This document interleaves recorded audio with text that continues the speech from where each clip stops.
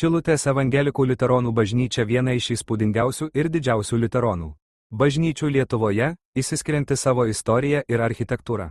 Parapija įkurta 1913, o pati bažnyčia pastatyta 1926. Jos statybas inicijavo garsus Šilutės dvarininkas Hugo Šojus, padovanojęs žemės sklypą šiam tikslui. Bažnyčios bokštas siekia apie 50 metrų.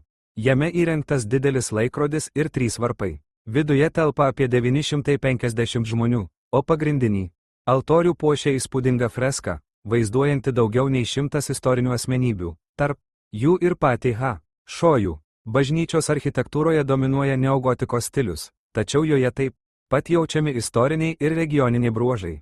Pastatas išliko nepaliestas per abu pasaulinius karus, o po sovietmečio apribojimų parapija vėl atgavo aktyvų religinį ir kultūrinį gyvenimą. Šiandien bažnyčia ne tik veikianti maldos vieta, bet ir svarbus kultūros paveldo objektas, lankomas turistų ir vietos gyventojų.